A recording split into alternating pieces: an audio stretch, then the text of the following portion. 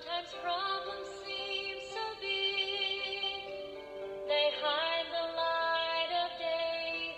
Sometimes pain cuts so deep, I can't find the words to pray. Sometimes heartaches seem to be much more than I can stand. That's when grace seems to take me by the hand.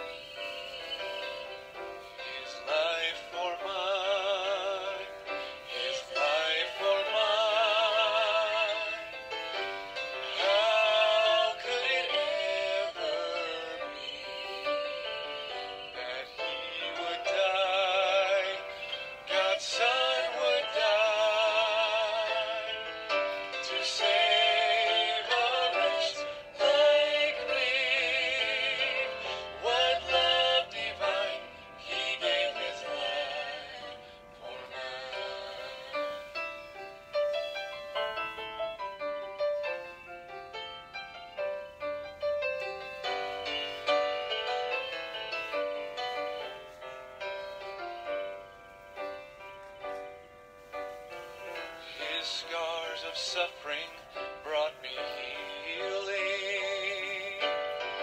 He shed his blood to fill my soul. His crown of thorns made me royalty. His sorrow gave me joy untold. His life for mine.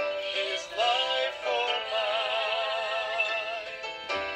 How could it ever be that he would die?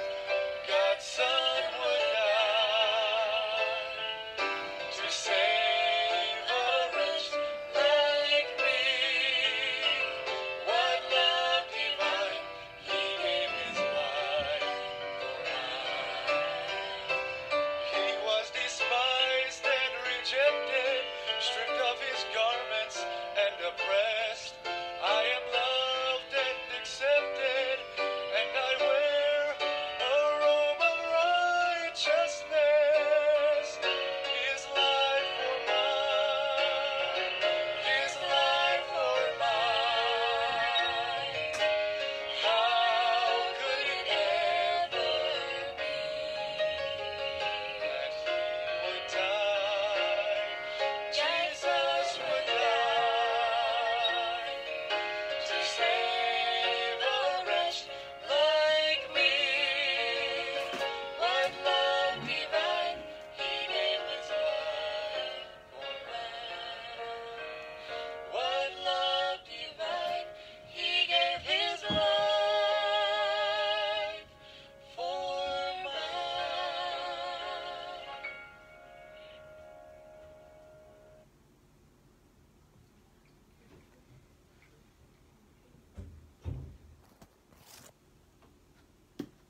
Okay, magandang gabi po sa ating lahat. Mga tagapakinig po natin mga kapatid. Maraming salamat po kahit paano siguro ay malakas ang inyong pakiramdam. Safe tayo. Malaking blessing po yun. Marami po mga tao ang nalulungkot at nababahala. Naka-confine sa hospital. Yung iba ko ay especially atong ating mga hero ng mga frontliners ay talagang nakafocus po yung trabaho nila.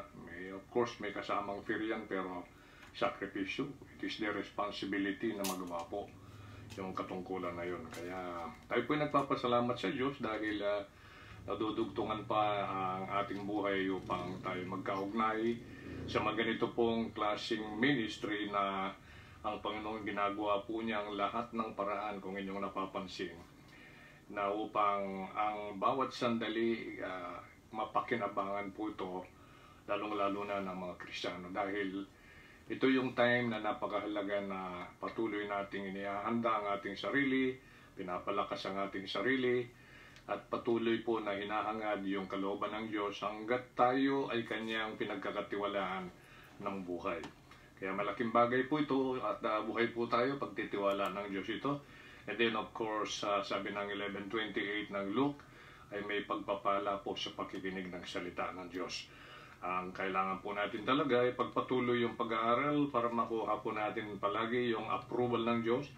Ayon sa 2 Timothy 2:15, study to show thyself approved to God, a workman that needed not to be shamed, rightly dividing the word of truth. So mahalaga po yun na yun po yung ating palaging isaalang-alang unang-una sa ating buhay, yung approval ng Diyos. Sapagkat ang mga bagay nating tinatamo ay galing po sa Kanya yan. Kaya isang bagay na napakahalaga po na dumating sa ating buhay. Harinawa, kayo po yung handang-handa, masaya, thankful that at the same time ay safe. At maraming salamat po sa inyong mga panalangin. Again, thank you so much sa inyong pong mga panalangin. Napakahalaga po ito, no? And then lahat po ng mga iba-iba natin mga kapatid, kaibigan sa iba't ibang lugar. Hindi ko na pong mabanggit lahat ng inyong mga pangalan, pero really appreciate, God knows your heart. At yung hangarin po natin lahat dito upang ang salita ng Diyos, siya po yung may taas sa ating kalaginaan. Makain natin ang dapat makain. And then makorek tayo kung dapat tayong i-correct. At with all humility ay ating tanggapin po yun. So, rin naman kayo po ay handang-handa na para po nating simulan itong mahalagang paksa na ating tatalakayin. Ito po ay yung unang bahagi nito ay talakayin natin ngayon. Then next Wednesday, yung conclusion nito sapagkat napapanahon po ito na dapat po ay mapagtanto ng lahat ng mga tunay na Kristiyano. Bilang mga tunay na Kristiyano, pagsalita po ng Diyos dapat nandun po talaga yung buo nating atensyon sapagkat that shows respect and mataas na pagpapahalaga sapagkat ang lingkod po na ito, palagi kong sinasabi sa aking sarili tsaka sa aking sa inyo, mga nakikinig, ay ako ay delivery boy lang po, ano po. At dinideliver po natin yung mensahe ng Panginoon, yung pahatid niyang balita at pagpapakain, no? So para mapagsalusaluhan po natin. Kaya po natin ang Banal na Espiritu, siya pong mag-work sa atin upang managumpay ang hangarin ng Diyos. At hinihiling ko po kayo na tayo po ay sama-samang manalangin ngayon bago natin simulan ang kanyang mensahe. Panginoon namin Diyos, maraming salamat po sa mga nakarang mga araw. Nananatili po ang iyong pag-iingat sa amin as you promise. Hindi mo kami iwanan pababayaan. Now we have another opportunity na napakalaga po ito pagkat maraming mga tao sa iba't ibang dako ng mundo ay pumanaw na. Nagtapos na po ang kanilang buhay physical dito sa lupa. Pero kami po ay blessed, still ay pinagkakatiwalaan mo dahil meron ka pa pong mga plano sa buhay namin. Ito ho yung mahalaga na mapag-isipan palagi ng bawat Kristiyano. Bakit kami ay binubuhay pa? O Lord, binubuhay mo pa. Dahil alam po namin may plano ka. Kaya tulungan mo po kami na yan ay maliwanag sa isip namin, maliwanag sa puso namin, upang yan po yung aming gagawin hanggat may opportunity. Ano man po makita mo sa aming mga puso at isipan na hindi po tama at hindi matwid sa iyong harapan, ay linisin mo po ng mahal na dugo ng aming Panginoon sa Kristo. We ask forgiveness that we confess na kami po ay naamin namin na without thee we can do nothing, that we are not yet perfect sa sinless perfection is concerned. Pero po patuloy mo na hinahangad sana sa ulit-ulit na mga bagay na paalala mo, tinatagubilin, ay ma-perfect namin ang isang bagay na matagal mo nang iminulat na dapat namin matutunan and then i-apply sa aming buhay. So napagalaga po yung maturity, mag-grow ang bawat mga anak mo dahil doon lamang ang isang paraan upang maharap nila po ang mga ganitong uri ng krisis. Lord, ang hangad po namin, tulungan mo po kami na maibigay sa iyo po ang karangalan at kapurihan. May taas po ang iyong salita at sa nawa magtagumpay ang iyong hangarin sa bawat puso, sa bawat kalagayan ng bawat nakikinig ngayon. At kung meron po na nakikinig na talagang hindi po siya 100% sigurado sa kanyang kaligtasan doon sa parusa sa impyerno, at hindi siya sigurado 100% na kung mamamatay siya ay makakasama mo na siya forever, ay tulungan mo siya magpasya sa gabing ito para po sa ganoon ay hindi pa mahuling lahat ay matanggap niya po ang assurance of salvation, maliwanagan at in reality ay yung matanggap niya yung gift of eternal life, the forgiveness ng kanyang kasalanan, and then the indwelling presence of thy Holy Spirit. Yan po yung teacher namin na siyang tumutulong sa amin na whenever we open your book, study, meditate upon thy word, at alam namin sa pamagitan din ng ganito at tinatalakay namin na iba't ibang paksa ay matulungan po kami na maunawaan to para may apply sa aming mga buhay at doon po ay magkaroon ng bunga. Thank you Lord, thank you sa panahon, oras na ginugugol mo ngayon para sa amin, at ito po ay para sa iyong pangalan dahil ito ay aming inihiling sa aming Panginoong Jesucristo. Amen. So mga kapatid, ay babuksan po natin ang ating Biblia dito sa Job chapter 2. Ano po? Job chapter 2. Mahalaga po natin mapansin ang isang mahalagang paksa dahil nga gaya ng aking sinasabi, iugnay po natin yan sa aklat ng Timothy, no? Ang ating pong pag-aaralan na ito.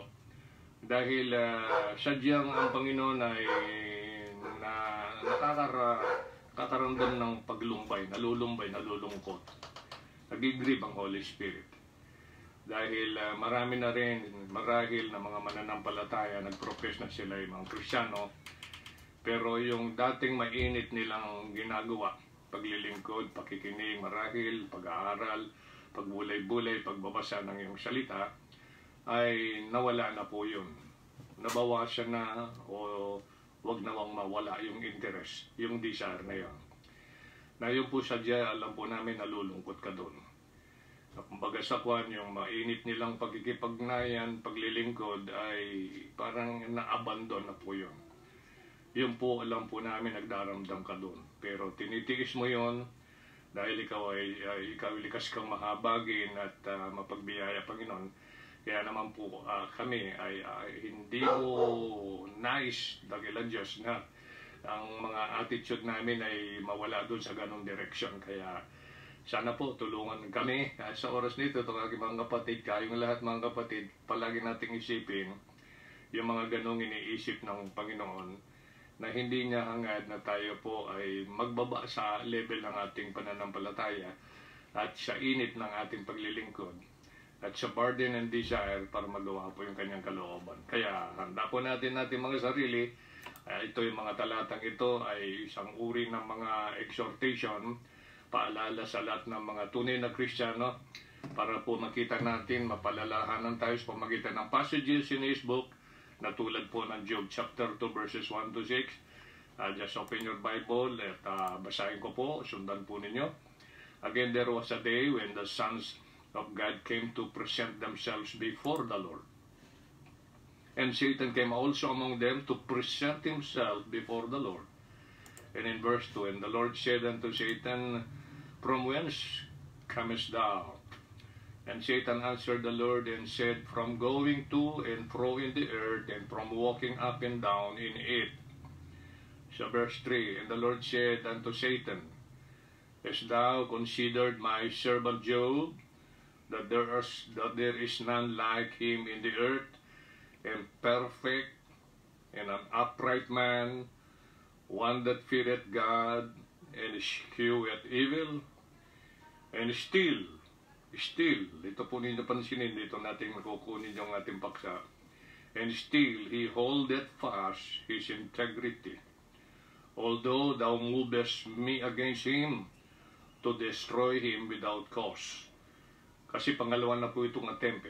Ang una po yung nakarecord sa chapter 1, pero hindi po nagtagumpay ang devil doon. Kaya po yung itong pagpapakilala ng Panginoon kay Job, ay kumbaga sa kuna ito'y sampal kay Satan. Kasi in-underestimate niya si Job, etc. Na mga ganitong dahilan, kaya siya faithful, siya nagpapatuloy. So, gusto ng Panginoon at least mapahiya si Satan dito. At po alam niya kasi yung kalagayan ni Baya, dinescribe po niya kung ano ang attitude, integrity ni Job sa kabila po na may nangyaring mabigat sa kanya sa chapter 1. Kaya sabi po niya rito ay there is none like him in the earth, a perfect and an upright man. Hindi po sinless perfection po ito. Na ibig sabihin, mini-maintain po niyang sinusunod yung rule, no? Mini-maintain po niyang sinusunod yung rule. Okay? At isang bagay po na dapat nating mapag-isipan, na ito ay sadyang napakahalaga. Upang sa ganon, ay baka mamaya meron tayong ganong klaseng spirit, attitude. So, tignan po ninyo yung verse 3 again. Pansin ninyo yung verse 3 again. Okay, yung verse 3 again. Pansin po natin yung verse 3 ng Job chapter 2. 3, 4, 5, and 6. Alright, so dito lang po mapapansin natin dito, napakahalaga, na ito ay may sa puso natin. Okay? At para sa ganon ay huwag tayong matulad sa mga nanlamig, yung init nila ay nabawasan or yung dati nilang ginagawa na abandon, ni-neglect na. Kaya rito po, ang napansin natin dito, di ba, yung still he holdeth fast his integrity. Although thou movest me against him to destroy him without cause. And Satan answered the Lord and said, ito na naman isang paraan ni Satan, para nangyari ito, yung iniisip niya pag nangyari ito, ala na yan, hindi na magiging matapat sa iyo yan. Yung gusto niyang palitawin, ano? And Satan answered the Lord and said, skin for skin, yea, all that a man hath will he give for his life. Sabi niya, skin for skin, yea, all that a man hath will he give for his life. Alam niyo, may kadiwa itong verse 4 na ito. Ibig sabihin, may katulad ng mga pangyayari na gaganap sa buhay ng tao. Pag ang tao ay na-confine sa ospital at nagsabi yung doktor, grabe na po siya. Siguro po, mga ilang buwan na lang aabutin ng kanyang buhay. So, pero ganun pa man, merong another chance, maliit na porsyento yung chance, ganito, ganyan. Maybe 30%, 20%, ganito. So, talagang magkikipagsapalaran po yung mga mahal sa buhay.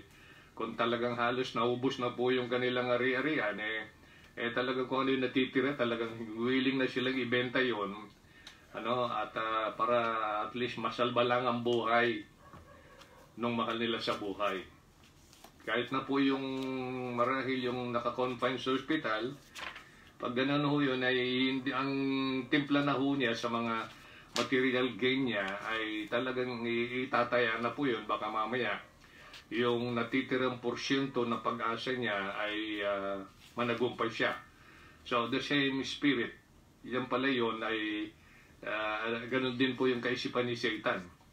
Kaya mapapansin mo natin pag isang tao ay naka-confine na, talagang ibig sabihin paralyzed na, wala na talaga kahit na gumaling, nawawala ng kabuluhan yung material things sa kanya. Ibig sabihin, kung dati 100%, nabawasan na po yung mga 90-95, kaya natitirang konti dahil nabubuhay pa naman siya, at least may nagagamit pa. Ganyan po yung magiging timpla. Kaya po, kailangan huwag ho tayong madaya pagkakaroon ng mga bagay na pinoposes natin ngayon, o mga tambuhay, o mga tangkabuhayan, alright, o mga educational background, at then pagkatapos naging famous, lumalaki na ang ulo, and then akala nila, at sa nagiging maliit na Diyos na nila yun. So yun po yung tendensya.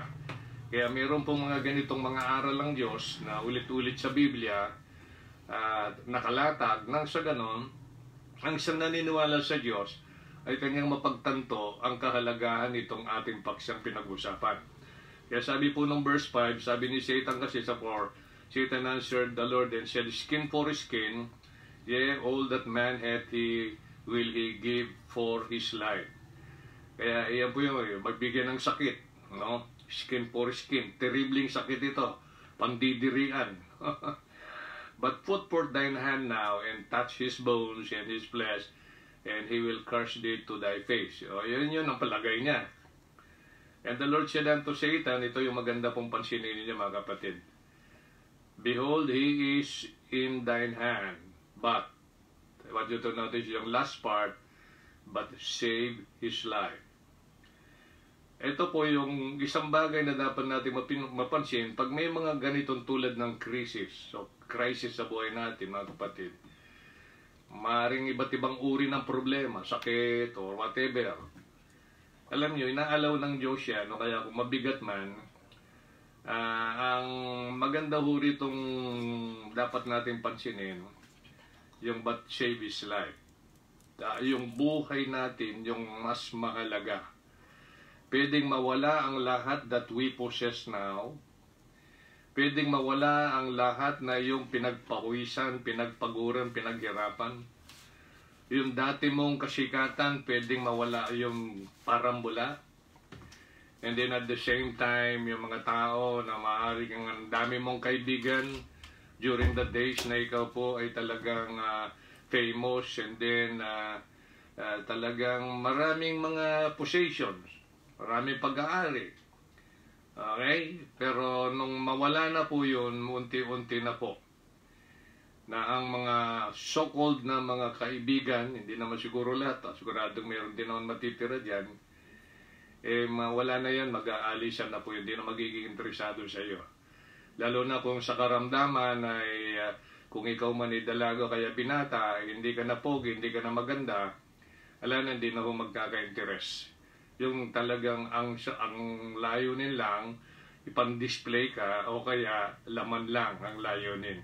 Pero hindi ho yung talagang pagmamahal na galing sa puso. Ano man ang magiging mangyayari sa buhay mo, ikaw pa rin ang kanyang mamahalin. Kahit ano mangyari, ikaw pa rin ang kanyang mamahalin. At marami pong mga katibayan yan, at least na-share po yan sa Facebook. For how many years, nagsama silang mag-asawa, sweet na sweet, nakikita niyo, walking together, etc. So, yan po yung mga ilang halimbawa. Kaya lang, ang mahalaga kung gusto kong pansinin nyo, anything na dumadaan sa ating buhay, dadaan lang po yan. Pero ang mahalaga rito ay buhay ka pa. So, ibig sabihin, pinadaan lang ng Panginoon yan, inalaw ng Panginoon yan na maganap sa buhay natin para lalo tayo magbigay ng mas pagpapahalaga sa buhay that we have kasi we are willing to go back to zero. Basta't buhay ka. Pag nakita ng Panginoon yung right attitude, right spirit, talagang determined ka na, gagawa na yung Panginoon, doon ka mamamangha. So, mga kapatid, let's talk about ito pong the holding fast of a true believer in Christ. The holding fast of a true believer in Christ. Ito po yung pinangahawakan ng mainam, yun ang ibig sabihin, ang isang bagay na iminulat ng Panginoon, itinagubilin na dapat pangawakan ng matibay at mainam. So, the holding fast of a true believer in His Christ. Nasa screen na po yan, di ba? Okay. Ngayon, what could we call these true biblical Christians? Ano ang matatawag natin sa mga totoo na nakaayon sa Biblia ng mga Kristiyano? Kasi kaya ko palagi pong binibigyan din yun. Kasi maraming professing Christian, di naman nila alam yung pagka-Kristiyano nila. Ang alam nila, nung sila'y maliit, nabinyagan ng tubig, o kaya nawisikan, ganon, and then may mga ninong at ninang, so Kristiyano na daw. And then marami naman mga group of religious people, mga iba't ibang mga religion, hindi sila 100% ng pagmamamatay, heaven ang tungo nila, pero nagpapakilalang Kristiyano. So, hindi po biblical yun. Hindi po sila scriptural. They just call themselves biblical kasi yun ang sinabi ng mga nangangasiwa. So, kailangan po Biblia magpapatunay kasi na-identify niya, dinidescribe niya at sinasabi kung ano ang meron ng isang Kristiyano at kung paano siya naging Kristiyano at ano ang assurance na pag namatay siya ay tutungo ng langit. Detalyado po yan sa Biblia. Kaya napakalaga po ng pag-aaral sa Biblia, pagsasaliksik sa kasulatan, John 5:39, upang malaman mo sinong nagpapatotoo. Kaya kapag nagsabing isang tao na siya ay anak ng Diyos, who said that? Di lang po yung simplang tanong, ay malaking bagay na nang sasagutin niya yun. Who said that? Okay, who said that? Simple lang po naman ang pagtatanong who said that and why he said that. So, yan po yung ngayon. What could we call these true biblical Christians who are holding fast? Ito po yung number 1 natin. Makita natin sa 1 Thessalonians 5:21. 1 Thessalonians 5:21, number 1, an ideal believer. An ideal believer. An ideal believer. Pero bago po natin tignan muna ito, ay bigyan muna natin ng pagkakataong basahin natin yung 1 Timothy chapter 4 kung bakit ito yung ating natanggap sa Panginoon na ilalahad sa gabing ito na napakalagang paksa, paalala po sa ating lahat. Kasi just check po natin yung ating sarili, baka tayo po ay nagiging tulad nitong binabanggit ng 1 Timothy 4 verse 1 with 2 Timothy chapter 4. Okay?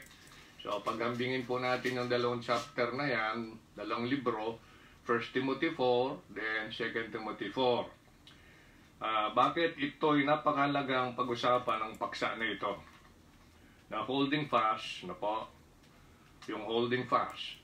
Sabi ng 1 Timothy 4 verse 1, Now the Spirit speaketh expressly that in the latter times, ito po yun, the latter times, some shall depart from the faith, giving heed to seducing spirits and doctrines of devils. Napansin ninyo? Alright, depart from the faith. Alam naman natin, pag the faith, ito yung pananampalataya na inotor ng Panginoon. Ito yung inotor niya tinapos sa Calvary. Kaya yung 1930, doon sa John, Gospel according to John, it is finished. Nakita natin kung ano yung kanyang ang naging attitude during the course na ito ay kanyang wino-work out itong uri ng pananampalataya na ito, kung paano siya namuhay, paano niya pinanghawakan yung sinasabi ng Ama, yung patungkol sa kanya na nailatag sa prophecy, the book of prophecies, in the Old Testament. Eksakto na yun po ang nangyari. So paano po nabuo ang faith of Jesus Christ na sinasabi ng Biblia, na ito po yung pinamuhay na Pablo, pinanghawakan ni Pablo. At ito rin po naman ay iniiwan na ng mga ibang mga marami, o some professing Christians. Some shall depart from the faith. Yan po yung faith na pinaghirapan ng Panginoon, buhay niya po, ang binwis po niyan. At purihin ng Diyos na pagtagumpayin po niya yan. At yan po yung ating nakita, pamamagitan ng pagkabuhay niya maguli. So, anong sabi ng 2 Timothy chapter 4? Na isang description, yung nag-depart from the faith. Sa verse 3, kasi sabi ng verse 2, 2 Timothy 4, Preach the word, be instant in season and out of season, reprove, rebuke, exhort with all long-suffering and doctrine. Kaya napakalaga po na may nag-preach. Kaya you have to pray for them. Ito po, tinalaw ng Panginoon pangyayaring ito. So, nagkakaroon ho tayo rito ng live stream. So, we have Wednesday, we have Friday, and then Sunday night, kasi nagsimula na ho tayo magtipon. Kayo mga nakikinig na member ng Magnified Bible Truth Baptist Church, ay pag-pray po ninyo na makarating kayo. Kasi bilang totoong Kristiyano, nagpo-profess tayo, tapos na tayo nagbibigay ng pagpapalaga, nagiging questionable po yung ating profession, no? And then, anong sabi ng verse 3? Kana bakit kailangan i-preach the word, be instant in season and out of season? Reprove, rebuke, exhort with long-suffering and doctrine. For the time will come when they will not endure sound doctrine. So, yan po yung nagiging problema. Kaya kailangan tayo, preach dito, preach doon, in season and out of season. That's Bible. And then, anong sabi pa ng verse 4? O verse 3? But after their own lust shall they heap to themselves teachers having itching ears. Bakit? Kasi pita yung umiral. Pita ng laman, pita ng mata. And then, because of that, ay nabuo yung pride of life. Kaya, pag truth ng pinag-uusapan, pangangaral, tayo, alina tayo, magsamba tayo, ganun. Makinig tayo ng aral ng Diyos, kung minsan nagsisimula ng mga tiyon tenga. Lalo na kung kayo po yung nakaranas sa, halimbawa, yung pag mag-preach ako kasi maraming talata. Kaya kahit na humaba yung oras, hindi ako magko-complain ng ganun. So, totoo lang, haba-haba, nakatayo ka. Kayo, nakaupo yung mga tagapakinig. Na kung minsan, bakit ako nagtataka pa, yung pang nakaupo, ang sarap na ng upo, no? Kaya tutok na electric fan, kahit paano, bakit pa siya yung naiinip? Kasi nahihila nga ng mga pita. Yan ang sinasabi ng verse 3. And then, hindi nila may endure yung sound doctrine, but after their own lust, plural, shall they heap to themselves teachers having itching ears. And they shall turn away their ears from the truth and shall be turned unto fables. Kaya yung gustong-gusto nila, yung mga bola-bola, fables. Mga kwentong wala namang katuturan, hindi naman totoo, wala naman pagpapatuto ang Biblia. So mga kapatid, napakalaga po ng ganitong mga paksa na dapat nating mapag-usapan. What could we call these true biblical Christians who are holding fast? Nakita natin si Job, talagang maintain po niya yung kanyang integrity na talagang siya po ay hindi humatinag ng anumang sitwasyon sa mundo. Yan po yung makita natin doon, no? Alright, doon sa chapter 1, alam na natin na matay yung mga mahal niya sa buhay doon. Natira asawa lang niya, tapos yung mga ari-arian.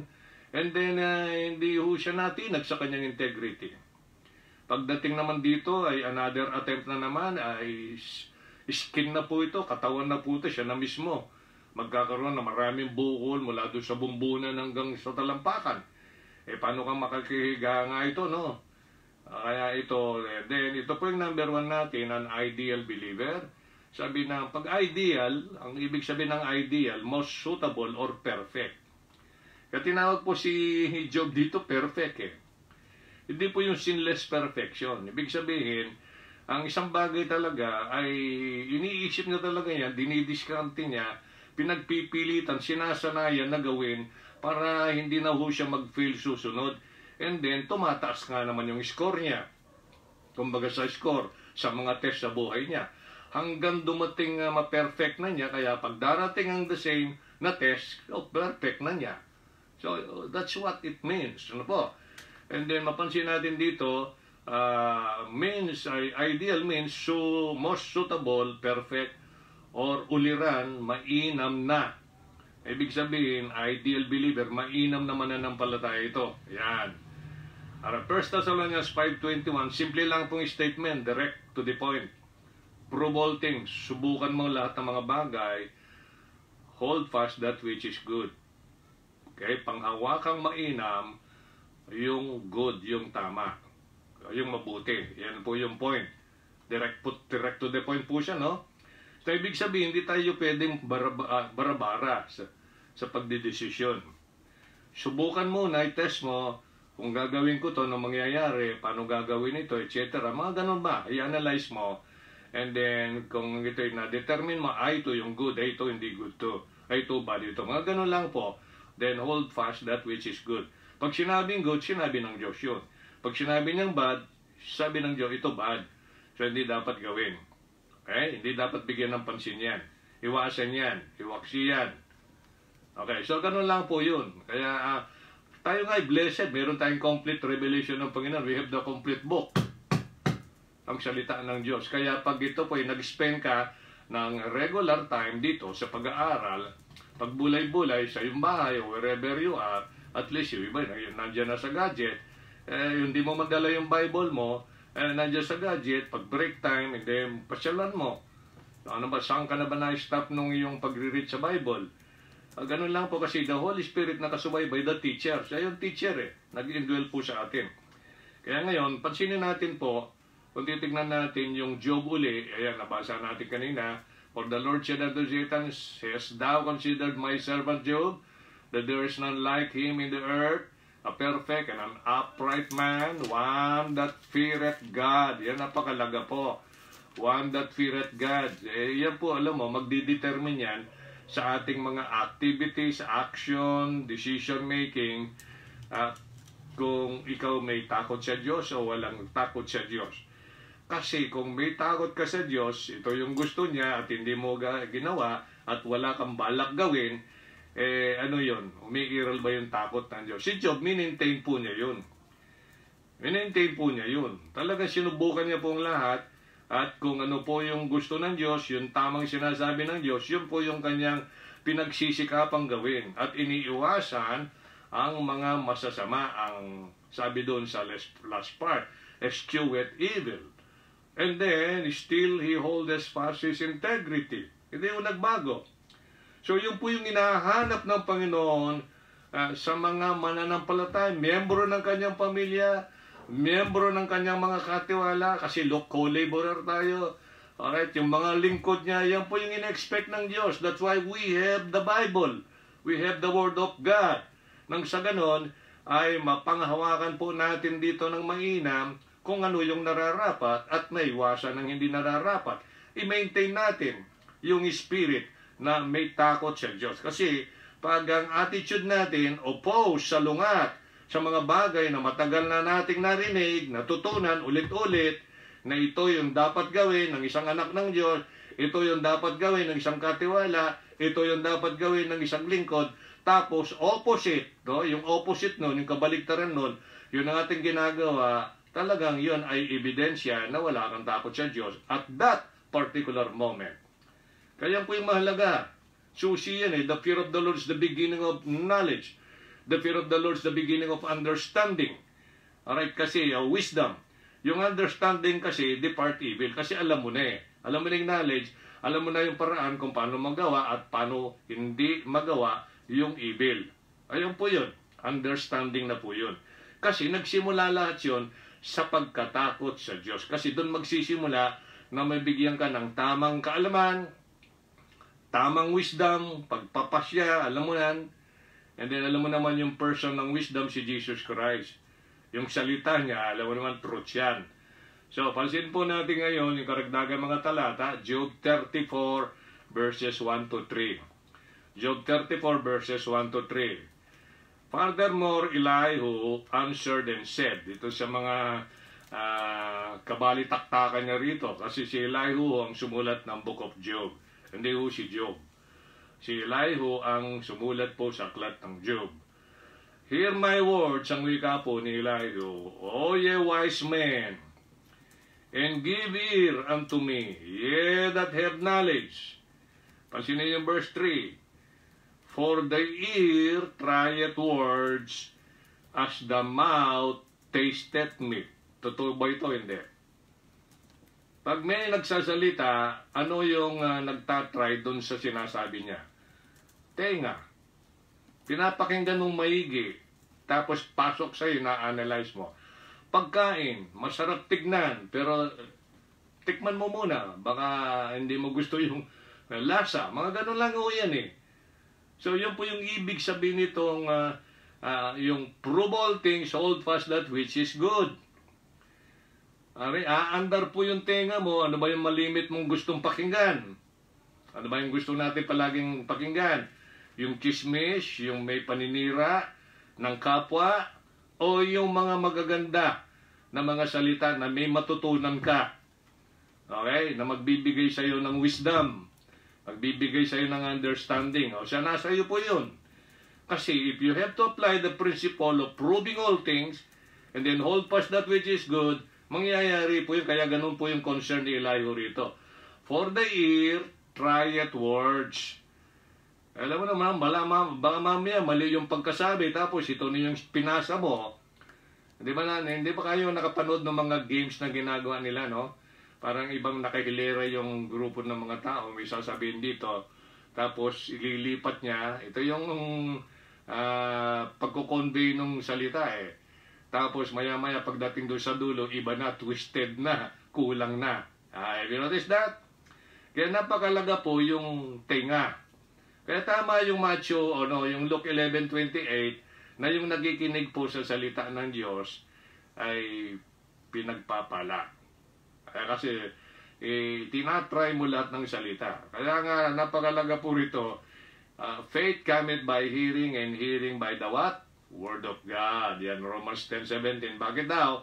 Kasi sa Hebrews 11:6, without faith it is impossible to please God.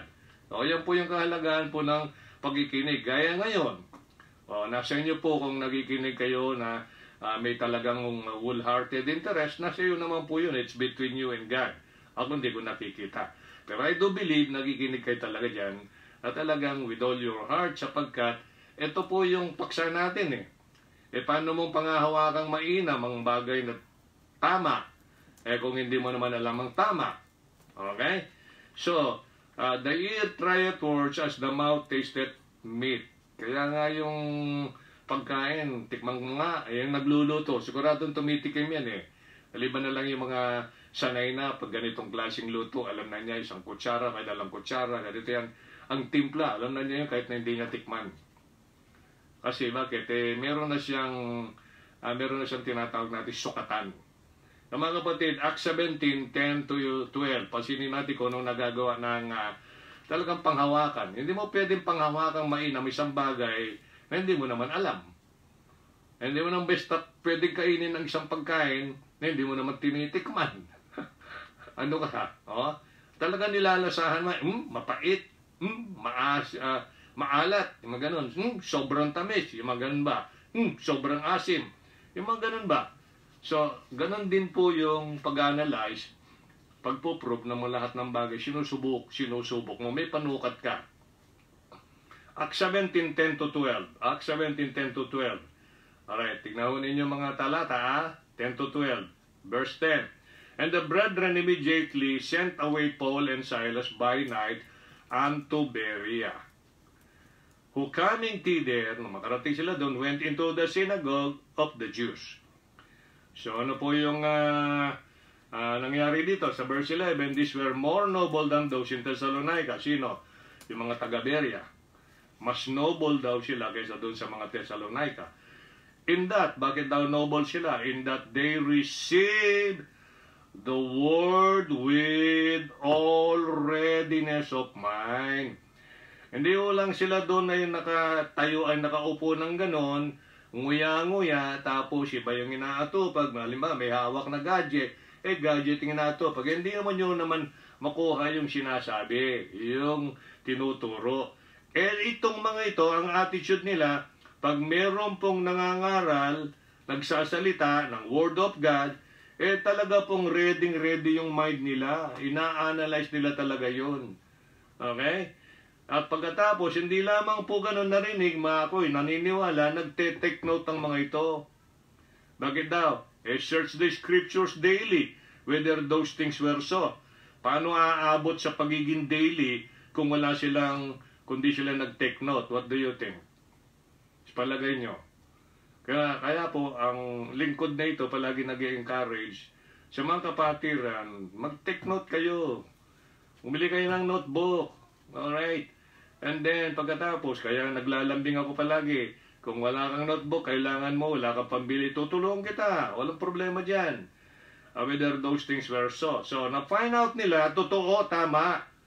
Ayon sa scriptures, yung nakasulat yun eh. Therefore, many of them believe. Okay, de? Also of the honorable women, mga kababaihan, I salute you. Yan, ang nakakaya siguro sa mga lalakihan, kung mas agresibo pa, mas mapagmahal pa ang mga kababaihan, pakikinig, right? Pag-aaral, pagtitake note ng salita ng Diyos kaysa sa mga kalalakihan. Which were Greeks and of men, not of few. Hindi lang sila konti. Alright, 1 John 4:1. Pansinin natin dito. Bakit mahalaga? So, yung point number 1 natin, sa pag-hold pass, yung pinangahawakan ng mainam, ang isang bagay. Halimbawa itong point number 1 natin, yung good. Pag ganito yung attitude mo talaga, yung prove all things, hold fast that which is good, ang tawag sa'yo talaga, description sa'yo, ideal ka talaga. Hanggat maaari, ay pine-perfect mong isang bagay. Parang luto din naman yan eh. Pag isang bagay, di mo na ko sa isang attempt. Siguro susunod ba, perfect ko na kamo, di ba? Di ba may mga term na ganon? Ideal, an ideal believer po yan. Yan ang attitude niya. Okay? Perfect. Ibig sabihin, mainam na believer to, uliran. Halimbawa siyang maganda. Maganda siyang halimbawa. Most suitable. Ideal talaga siya. Yan talaga yung mga ginagaya.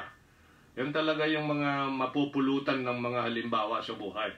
So, ano sabi ng 1 John 4:1? Beloved, believe not every spirit, but try the spirits, whether they are of God. Bakit daw? Because many false prophets are gone out into the world. So, marami dyan. Maraming mga naglilipa na, whether we like it or not, noon pa yan, meron na yan. Yan ay mga na-organize sa iba't ibang mga lugar. Ino-organize ng devil yan to sow confusion. Yan ang 14:33 ng 1 Corinthians, no? God is not the author of confusion, and who does? Di Satan. Siya po yun, ang author ng confusion. Ngayon, pakatandaan po natin yung ideal believer, talagang tinatry po niya lahat, sinusubok niya lahat, na gaya ng isang tenga na talagang try it, ano po, yung sinasabi, try it words, no? The ear, try it words as the mouth tasted meat. Yan. Ano naman yung number 2 natin? Ano naman yung klaseng believer ito? Titus chapter 1 verse 9. Ang pangalawa naman po natin mga kapatid, alright, para makita natin ang ating sarili, kagaya ba ako ng ideal believer sa attitude na pagkain, nilalasahan ko muna ito bago ko kainin, baka maparami yung nilagay sa pinggan, alright, pinaghalo mo na pati ulam, mamaya yan, nung tikman mo, hindi mo gusto, nasira lang. You know what I mean? Parang ganun po yun. Ang Panginoon ayaw niyang masayang ang salita niya. Kailangan we have to follow the rule ng pag-aaral, attitude ng pakikinig, at maging sa pagbulay-bulay ng salita ng Diyos. Hindi natin pwede ito daanan na pasumpong-sumpong, barabara na walang reglamento. Alright, walang rule, walang tuntunan. Beloved, believe not every spirit, but try the spirits whether they are of God. Kung sa Diyos to hindi. Because many false prophets are gone out into the world. Mga kapatid, kung idadagdag ko yun, i-quote ko na lang yung Isaiah 8:20. Sa Isaiah 8:20, to the word, to the, what we call, to the law and to the testimony, if anyone, alright, speak not according to this word, ang wika ng Panginoon, it is because there is no light in them. Kaya nga lang, gayaan natin yung taga-Berea. Search the scriptures daily whether those things were so. Na ibig sabihin talaga, para ikaw ay matawag, ma-describe na ideal believer, yan dapat talaga maging attitude natin. Pag magkaganon, makikita mo talaga yung growth mo sa spiritual aspeto ng life mo. And at the same time, God will use you para po impart sa iba, ibahagi sa iba ang mga natututunan mo. Hindi naman pwede yung tago mo, kinakailangan dyan, maramdaman mo yung burden and desire na ito ay ibahagi mo. Ang pangalawa, a faithful witness. A faithful witness, Titus 1:9, holding fast, sabi po ng the faithful words, as he hath been taught, that he may be able by sound doctrine both to exhort and to convince the gainsayers. Yung gainsayers, self-explanatory na po yung salita. Yung word na gainsayers, sabi-sabi, magaling mambola, magbaling magpaikot, may samang panakot marahil, para makagain ng pakinabang material. Yan po yun, no? Gainsayer. Sila po yun. Ngayon, para makonvince mo mga ganon, if you have enough truth, learn from the Bible, and then naisishare mo yan, makonsensya siya. Show mo, ito yung sa Diyos. Yung ginagawa mo, hindi naman sa Diyos yan eh. Kasi bakit? They are speaking na hindi according to the Word of God. Kaya nga, there is no light in them, ang wika ng Isaiah 8:20. Kaya holding fast the faithful word as he hath been taught, that he may be able by sound doctrine both to exhort and to convince the gainsayer. Alam niyo kung anong layunin niya ng Panginoon yan? Para tayo maging faithful witness, na talaga sa salita ng Panginoon na wiwitnessan mo dyan, nakikita mo ang katotohanan, the reality, the truthfulness ng salita ng Panginoon, the accuracy ng salita ng Diyos, na ito ay mangyayari. Pag sinabi niya, mangyayari. Kung ito'y future, ang tinutukoy niya.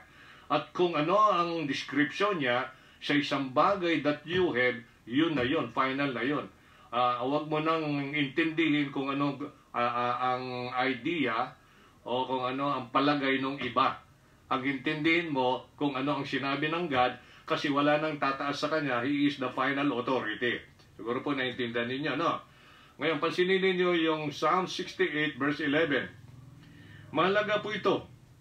Mga kapatid, nakadepende ho sa ating attitude ang ikalulwalhati ng Diyos, ang ikaliligaya ng Diyos, ang ikararangal ng Diyos, ang ikalulwalhati ng Diyos ang ikatataas ng kanyang salita kasi diyan po magsisimula ang tamang pananampalataya sa salita ng Diyos sa pamamagitan ng pakikinig niya sa iyong sasabihin. Pagkat pag ikaw ay nagsalita, may backup ka. Hindi lamang isang salita o sa passage sa Biblia, sinusuportahan mo yan, applying the principle kung saan 2-3 nagpapatotoo, yun, tama yung kwan. Yun talaga yun, established na. That's God's principle. Sabi po ng Psalm 68:11, mga kapatid, kaya ito po ay binigay ng Panginoon sa atin para pag tayo po kumaharap ng ganitong sitwasyon, tapos magkakaroon tayo ng burden sa ating kapwa na dapat maligtas siya hanggat may pagkakataon, sabihan mo siya.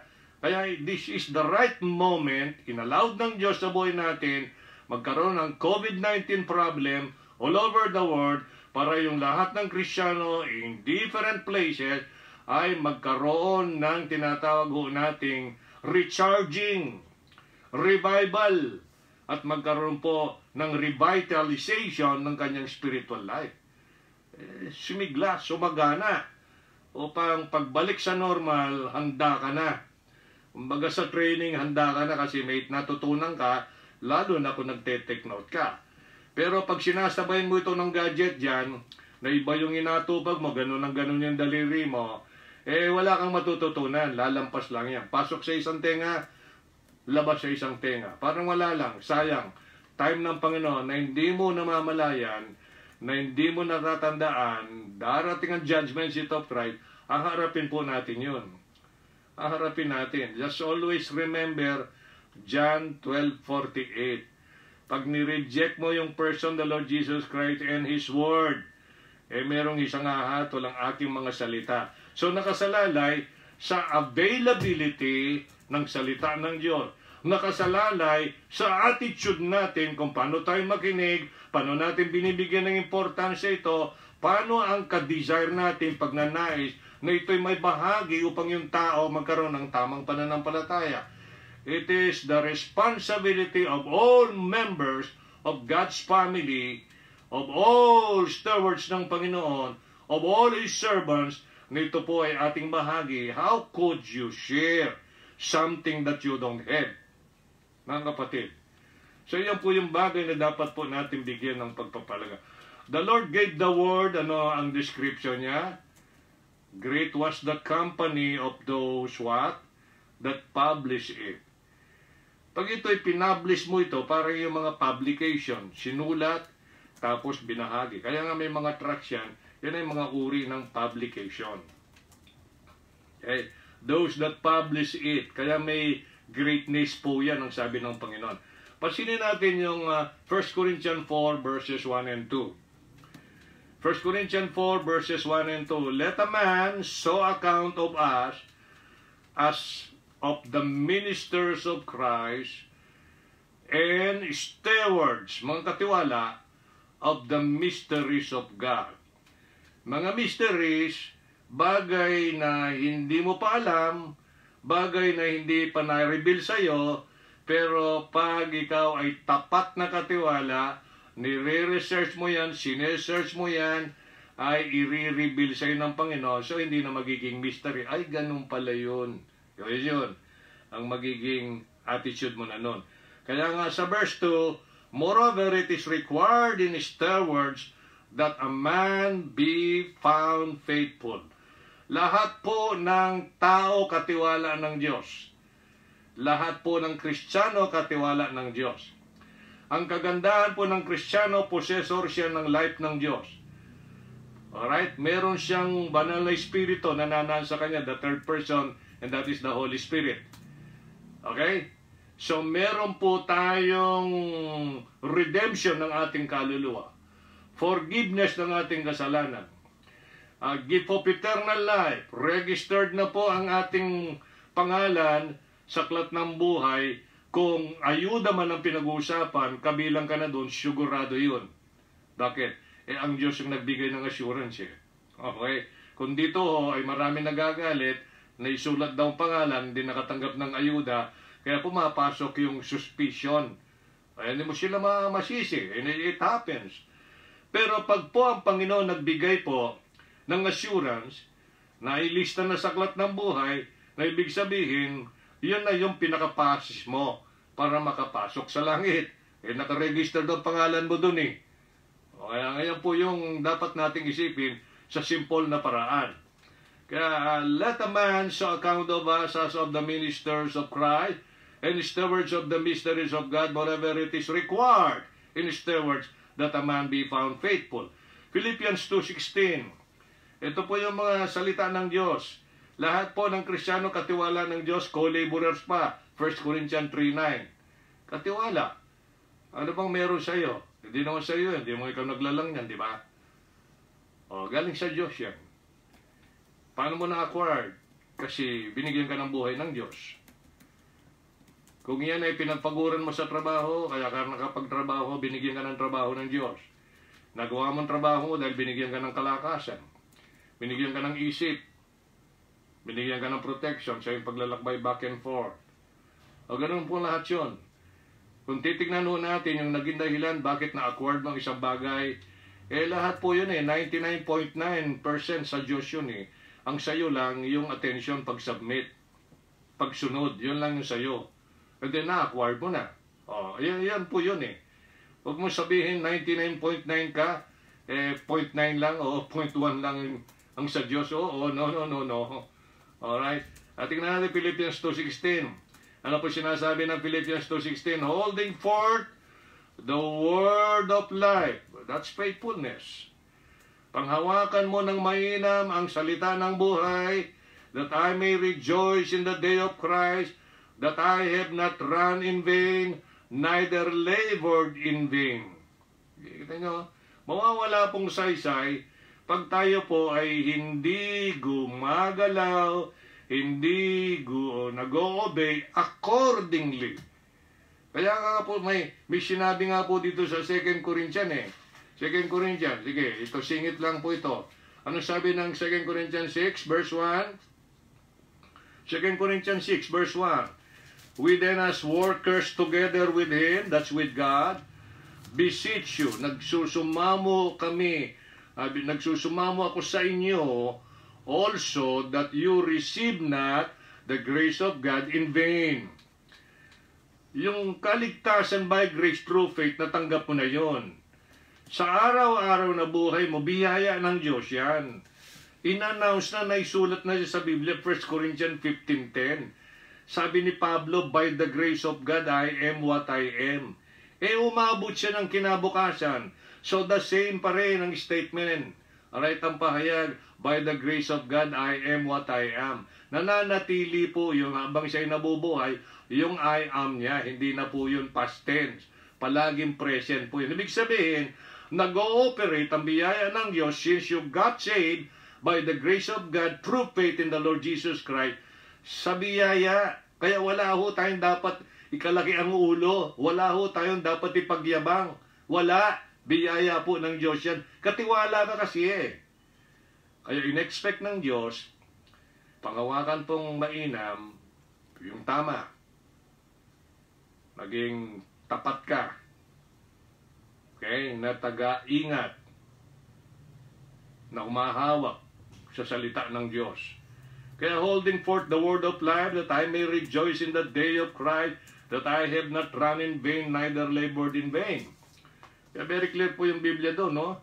And then Isaiah 56:10-11. Isaiah 56:10-11.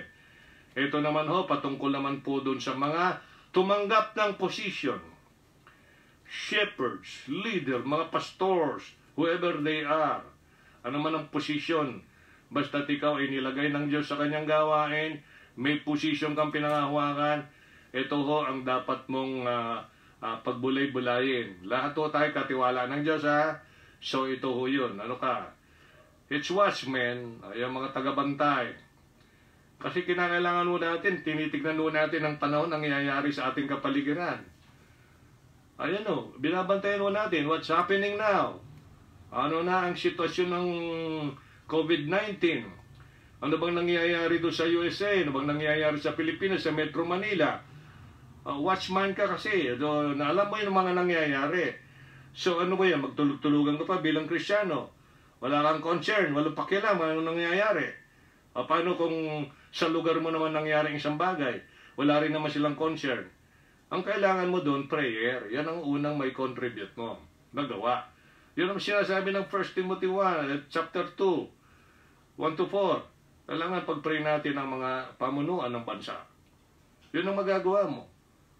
Okay? Pag hindi natin nagagawa ang ating responsibility, alam mo kung ano yung sabi ng Panginoon, His watchmen are blind. Bubulag-bulagan, bulag. They are all ignorant. Ini-ignore natin ang mga sitwasyon. Dapat ho yan ay binabantayan mo para according doon sa order ng Diyos, paano mo gagawin, at ano ang gagawin at paano mo gagawin, kailan mo dapat gawin, sundin mo yun. Kasi good thing yun. Good thing yun. Kung kailangan ka na ikaw mag-pray, yun ay good thing. Pangalawa, kung meron ka talagang maharap na kapwa dyan, may pagkakataon ka, binigyan ka ng opportunity ng Panginoon, makagawa ka ng mabuti sa Kanya, unang-una, pagbabahagi, pagbabalita ng good news of salvation, the gospel of the Lord Jesus Christ, na hindi po dapat ikahiya ng lahat ng Kristiyano. His watchmen are blind, they are all ignorant, they are all dumb dogs. Ano bang katungkulan ng aso? Barker. Dumb dogs ito, di halaman. Pinasukan na kayo na magnanakaw, hindi man tumahol. Trabaho niya kasi yun Alam niyo, dumb dogs. Alam niyo kung minsan ginagamit yung dumb dogs nito, yung mga, kunwari may mga title sila na DD, Doctor in Divinity. Ano ang buhay niya? Ano ba? Binabalita ba niya yung ang dapat ibalita o ang interest lang niya ay yung bulsa? Para yung si Judas Iscariote. They cannot bark, ni hindi man makapag-bark, ni hindi man niya masabi kung alin yung mali at yung tama. Basta ang pakialam niya, magsalita lang. Wala na siyang concern na may paliwanag ng maayos to, baka hindi nakuha, naintindihan. Bakit? Mostly kasi, pag mag-preach, 1 talata, 2 talata, tapos na ang buto-buto. Ano matutunan ng mga tagapakinig? Sa pagkain. Tignan ninyo, malaki kumisa mga 3 points. Gagamitin, let's say, bawat point, isang salita. O kaya yung point number 1, point number 2, isang verse lang yun. Number 3 yun, kumisa isang verse lang. Sasabit na doon sa verse 3, ay point 3. Ganun ba yun? So, isa pong bagay dapat natin ito, no? They cannot bark. Dumb dogs, they cannot bark. Sleeping. Kita nyo, no? Lying down, loving to slumber. Ayun, tulog. Basta't magkaroon lang yung bulsa. Yung dogs, makikita mo, naghintay ng pagkain. Pag pinakain mo, yung nature talaga yan, dapat yan mag-bark. Tumahol. Okay, kahit na ho yan ay natutulog na lahat ng mga may-ari sa kanya, siya ho pa rin ay tumatahol, ibig sabihin, nagwa-warning. Yan. Yung pong dog namin dito, talagang bilib na bilib ako pag nakarinig lang ho siya ng tumahol ng mga kapitbahay, tatahol na rin siya Ang tendensya siguro doon, pag yung tinatahulan nun doon, baka mabanda-banda rito, tumatahol na rin siya para sa ganon, ay bubulabugin niya. O yan, hindi ito ako saludo sa aso namin dito So, sleeping, tulog na tulog, hindi man tumahol, pinasukan na pala yung bahay. Lying down, loving to slumber. 11, they are greedy dogs. Naku, napakasakit nun. They are greedy dogs which can never have enough. Wala. Isipin mo can never have enough. Walang kabusugan. And they are shepherds that cannot understand. Bakit? Hindi na nag-aaral Simpleng doktrina, di na alam Kahit naman naglipa na yung mga maling turo, wala ho siyang masabi. Bakit? Hindi na ho siya nag-aaral They all look to their own way. Yan, sarili na lang paraan. Everyone for his what? Gain. Nako. Ito na po yung mga kalakalan nangyayari ngayon. Marami akong alam dyan. At ako dalangin ko, Lord, wag naman po, wag po. Kasi ang buhay ko, ito. Lahat ng amin, iyo yan, katiwala lang po kami. Tulungan mo kung magawa po yung kalooban mo. Napakaganda po kasi yung example ng Panginoon. Si Pablo, di ho siya demanding eh. Pansinin niyo yung buhay niya. Right niya ay wini-wave niya. Kasi ayaw niyang magpabarden sa mga kinaukulan na pinapalago niya, pinapalakas. Nawid. Ang ganun ba? So, that's kind of spirit. Ang Panginoon, pala kayang isa sa mga life verses ko, yung 2 Corinthians 8:9. For you know the grace of our Lord Jesus Christ, that though He was rich, yet for your sakes, He became poor, that through His poverty, you become rich. Have you noticed that? Unselfish. So, unselfish. Makapangyarihan sa Diyos, pero naging meek siya. He humbled Himself, became obedient unto death. Para kanino, kapatid? Para sa iyo, para sa akin, sa ating lahat. Para sa lahat ng tao. Kaya nga tayo po ay responsible, it is our duty to let them know about the Savior. May pakilala natin itong Savior, the person of the Savior. Sino siya? Anong klase siya? And then ano ba yung kanyang naging mission? Ano ba yung ginawa niya? Payment. He paid the price. He paid the price. Pamagitan ng kanyang precious blood. Paliwanag mo yun sa tao. Hindi lang yan parang common na lang. Si Kristo namatay na para sa ating kasalanan. How did He die? Ano yung value ng kamatayan na yon? Anong may dudulot nun? You have to explain that to the people. You have to introduce the personality, the character of the Savior. Sino siya? Hindi ho siya pangkaraniwan na gaya ng pagkilala ng maraming mga tao na nakakilala. Di ba ito anak ng karpintero? Ayun yung alam nila eh. Pero ikaw, batay sa mga talata sa Biblia, alam mo na yon.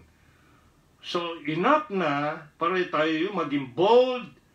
Talagang nandun yung burden and desire para ma-reach out sa ibang tao naman. Habang may opportunity, Galatians 6:10 nga eh. Kaya mga kapatid, challenge po sa ating lahat. Hindi ho tayo pwede ho rito magsayang ng time.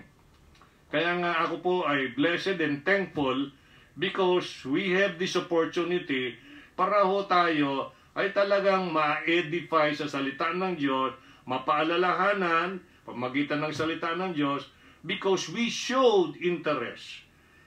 Siya po yung pinag-uusapan dito eh. Yeah, they are greedy dogs which can never have enough. They are shepherds that cannot understand. They all look to their own way, everyone for his gain from his quarter. 1 Timothy chapter 6, 3-8. 1 Timothy 6, chapter 6, verses 3-8. Then, pagkatapos nito, punta na po tayo sa last. Ang sabi ng Bible sa 1 Timothy 6, verses 3-8, if any man teach otherwise and consent not to the wholesome words, kanino salita yun? Even the words of our Lord Jesus Christ, yun ang wholesome words. Wala ka nang hahanapin pa. Ando na yung kabuuan, whole. Even the words of the Lord Jesus Christ and to the doctrine which is according to godliness. Yun talaga yung concern niya. Dapat may makita talagang pagbabago sa buhay ng isang Kristiyano. Ano ka ba dati na yan sa harap ng Diyos? Hindi good, evil yan. So ano yun, binabalikan? Pinapractice malimit o yung sinasabi ng Diyos? Ganun po yung pagtatanong natin sa ating mga sarili. According to godliness. Kasi pag nabubuhay nga naman tayong makadiyos, mapaniwala natin yung tao, sa Diyos tayo. Kesa yung umiiral sa buhay natin yung Titus 1:16, we profess that we know God, but in our works, we deny Him. Mas palagay nyo, ganun ang magiging laban. Kaya naisulat nga po yun eh. To remind all the professing believers in Christ, para sa ganon, ang main concern ng Panginoon ay ikaw ay naligtas. He knows that. Alam mo rin yon kasi ginawa mo, tinanggap mo. Sisika ng iyong kasalanan. You received the person and accepted the payment. Ganun po yun. Pero meron po siyang in-expect na bilang new creature, yung buhay na pagiging makadiyos. Godliness. Kasi po yan talaga yung wholesome words ng Panginoon, even the words of Jesus, our Lord Jesus Christ, and to the doctrine which is according to godliness. Kasi, sabi rito, if any man teach otherwise, kung iba yung tinuturo ng tao, iba yung minumulat ng tao, ano ang description sa uri ng taong ganon? Proud, mayabang, knowing nothing, sabi ng Panginoon, but doubting about questions and stripes of words. Ayun, wala na lang siyang marinig. Akala mo napakarunong, kino-question, etc. No? Whereof, cometh envy, yan, nabubuyong inggit, pag-aawayan, railings, evil, surmising, yung mga maling mga palapalagay, yan. Evil surmising, palapalagay. And then verse 5, ano pa siya? Perverse disputings of men, corrupt minds, destitute of the truth. Yun ang description ng Panginoon. Bakit ba? Ano ba ang main interest niya? Ano ang favorite subject niya? Alright? Ano ang bukang bibig niya? Supposing that gain is godliness, from such withdraw thyself. Kita mo, inakala niya ang pakinabang ay godliness yun. Pag marami siyang pakinabang, di ba niyo napapansin yung maraming gano'n tapos sa totoo lang, hindi naman siya godly sa pamumuhay, practically speaking. Pero sinasabi niya, ito, binless ako ng Panginoon. Alright, blessed be the Lord. Ayan, gano'n. I'm blessed, pero alam na yung buhay niya yun. Ayan lang. Po, gain is godliness. Kasi pag nakakatanggap siya ng marami, limbawa, ito yung ganito yan, dadalhin natin sa isang illustration. Para sa ating mga Kristiyano, baka. Akala natin kahit na na-ignore natin yung iba nating mga appointments sa Panginoon. Responsibility bilang katiwala ng Diyos, servants ng Panginoon, tagapahayag ng Ebanghelyo ni Kristo na hindi kinahihiya, na walang takot, no? Kundi ang palagi nating hinahanap yung approval ng Diyos. I don't care kung hindi ako approve sa aking kapwa kasi you cannot please everybody. You please the 5, then yung tao, hindi naman yung 5, hindi mo naman galit yun. So huwag mo tindihin, ang itindihin mo natin ang Diyos. Yeah, ito yung isang bagay pag medyo right. O sa kabila na hindi siya marahil nagsamba na, o kaya, sige, trabaho ng trabaho, sige, ganito ba yan, no? Diskarte, ganyan. No, nananalangin naman ako, yung mga ganun bang attitude, no? Pagkatapos, siyempre, dumaraming material things siya, no? Bibless siya. O ito, kahit na hindi ka magsamba, basta't mag-pray ka lang sa bahay, yung mga ganun, no? Tapos ito, binibless ako ng Panginoon. Oo. This is what the Bible says, walang alam yan, ganyan. Evil surmising, palagay lang niya yun. Pero sabi po ng verse 6, but godliness with contentment is great gain.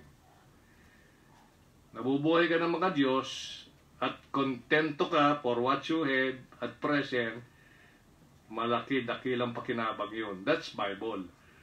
That's God's Word. Kaya ang mahalaga rito, yung godliness. Tapos, sa buhay, araw-araw mong buhay, kontento ka. Bakit ka, bakit ka kontento? Ganito yung kontento Kahit ano yung, let's say, dati kumakain ka na napakasarap, ganito, biglang dumating sa buhay mo, dahil sa mga pangyayari hindi mo maiwasan, nangyayari din natin maiwasan, biglang lumiit yung kinakain mo. Dati nakaka-10 subo, nakaka-3 ka na lang. Ayan. Maganon ba? Siyempre, paghati-hatian mo, kami naranasan namin kasi yung ganong klaseng buhay.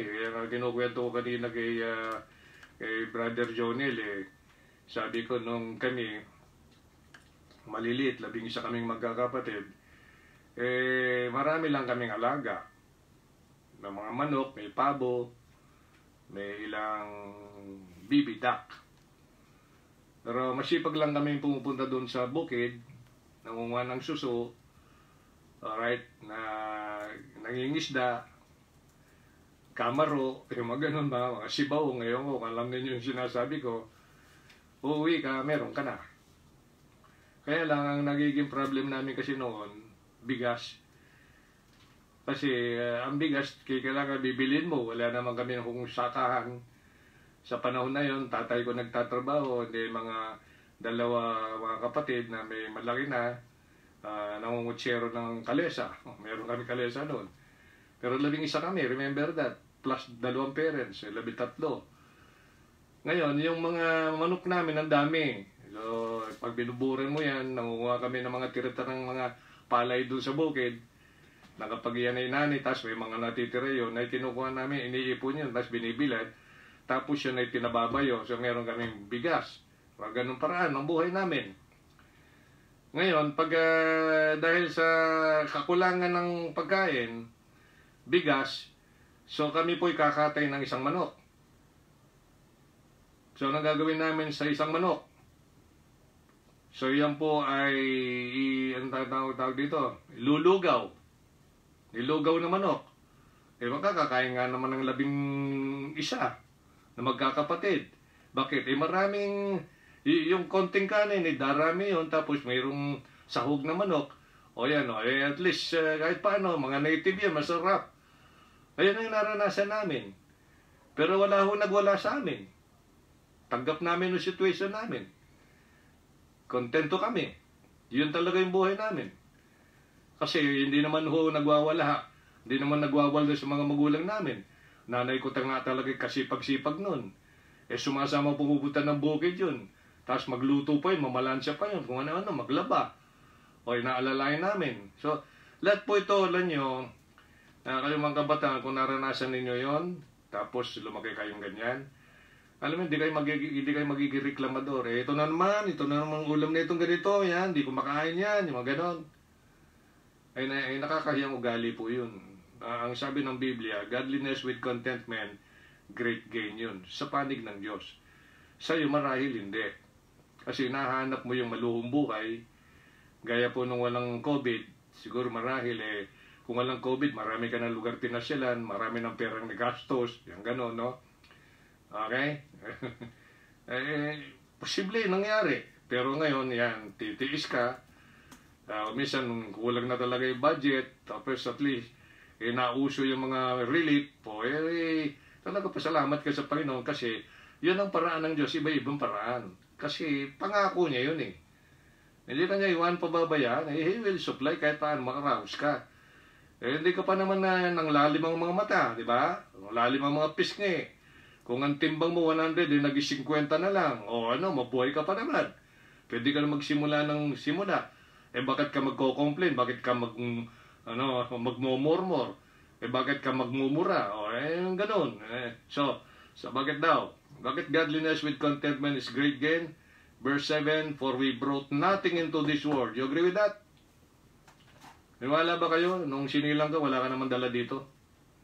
We brought nothing into this world and it is certain we can carry nothing out. Wala kang madala dyan. And it happened, by the grace of God, minigay na lakas sa'yo, talino, pagkakataon, training, etc., kaalaman. So, nakapagtrabaho ka ng maayos, kahit may alam ka, carpentry, masonry, etc., no? Nagtitinda ng balot, maraming ganyan yan eh. Kami nga nung napunta kami dito sa Angeles, kami huy nagsashine ng sapatos. Mga malilit pa lang kami dito, elementary age nun eh. Sashine ng sapatos, nagwawatch ng masasakyan ng mga Amerikano. O yan po yun, nagyayard, nanggugupit. O yan po yung mga dinanas na buhay. Kaya, for we brought nothing into this world and it is certain we can carry nothing out. For having food and raiment, let us be there with content. Kahit paano, nakabalot ang katawan mo, hindi ka hubad. Alright, may pagkain ka. Ano ba yan?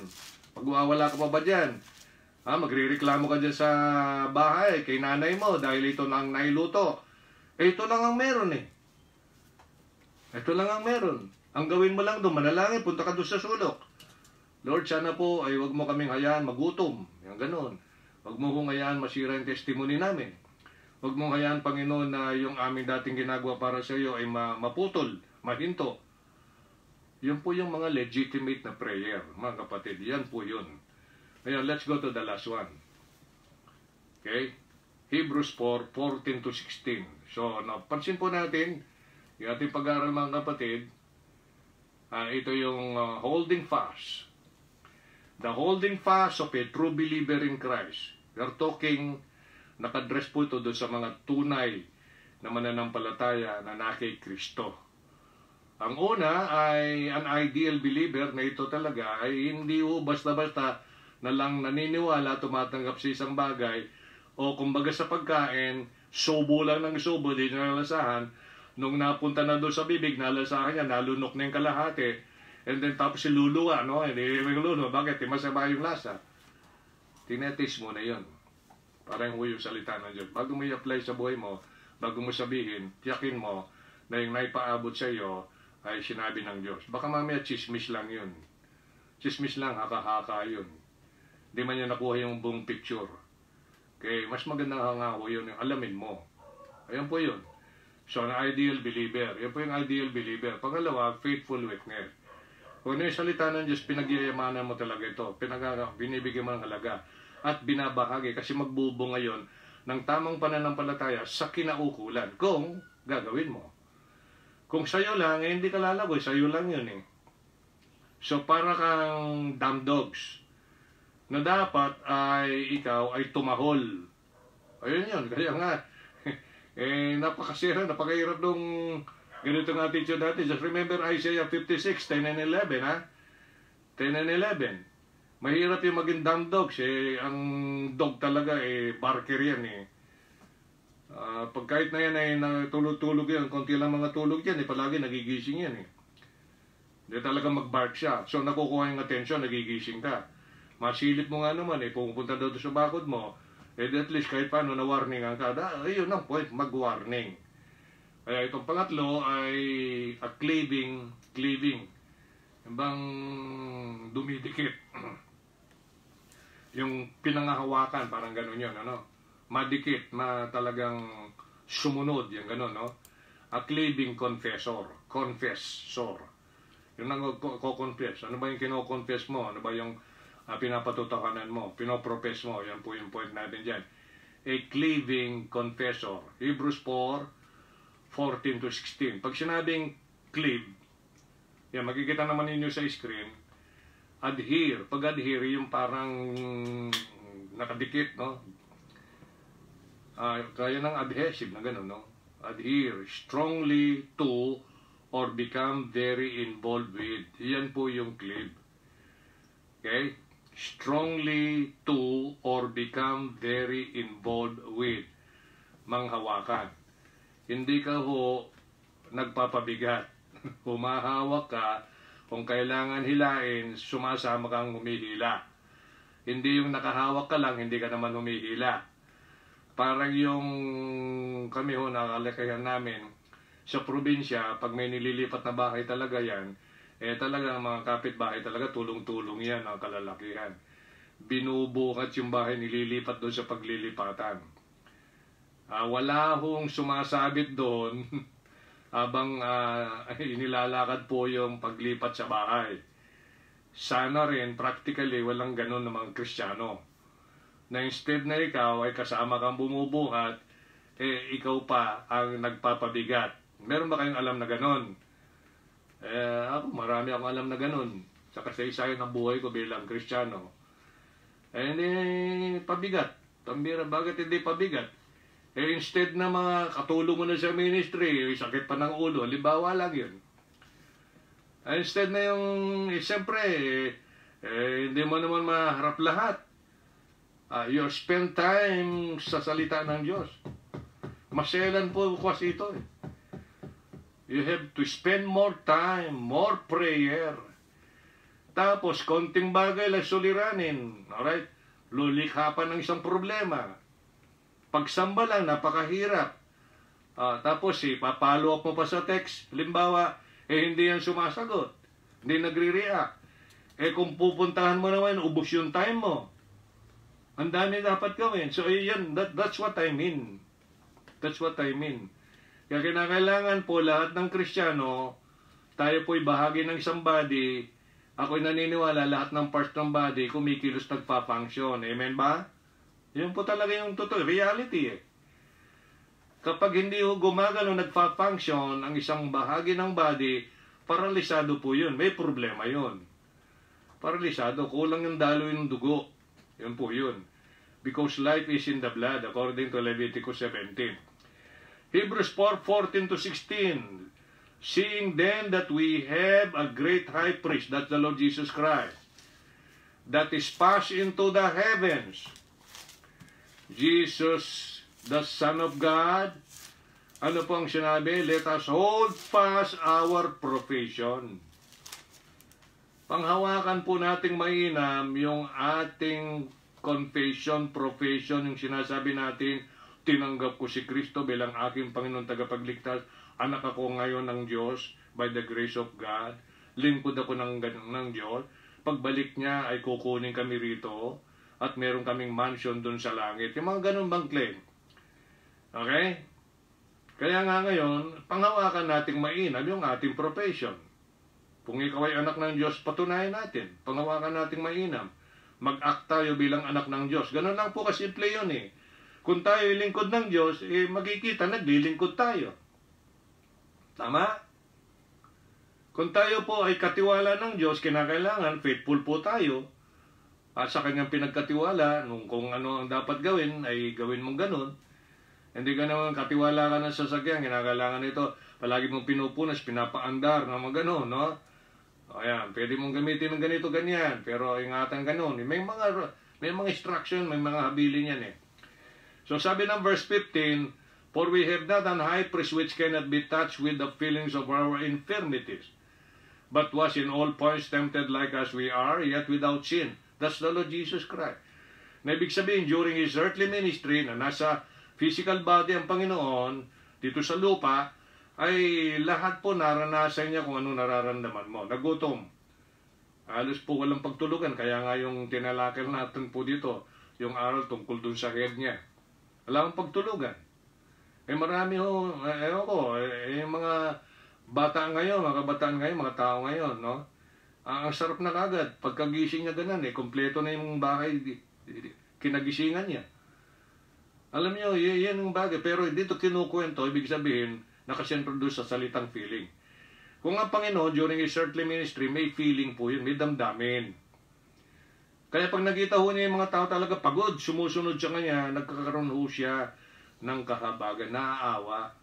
Ang question, tayo ho ba ng mga professing Christian, kung pinawakan mo ang iyong professing o ang iyong kino-confess, ang iyong profession, meron ka bang habag sa kapwa?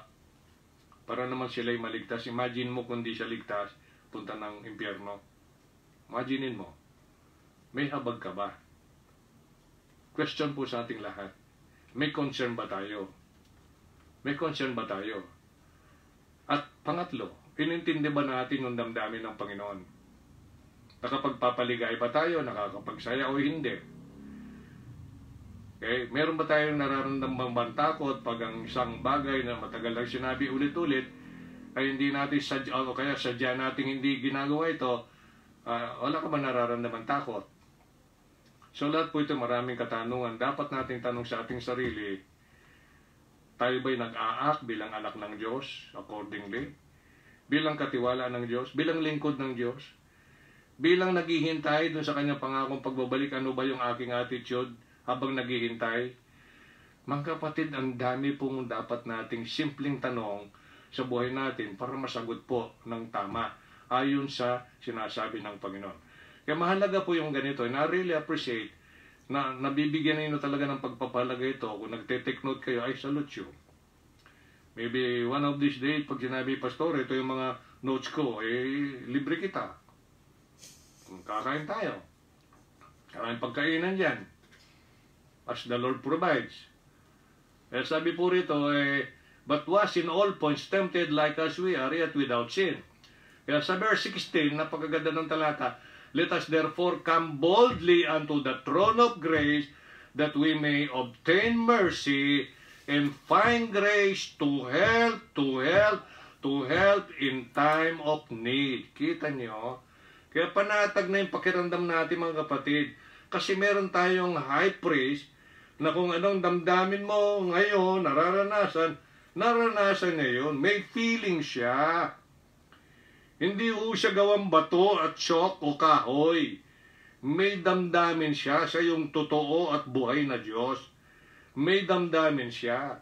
Alam mo naman, niligtas tayo sa biyaya niya through faith in the Lord Jesus Christ. Alam mo naman, sa araw-araw nating buhay, biyaya na yan at kahabagan.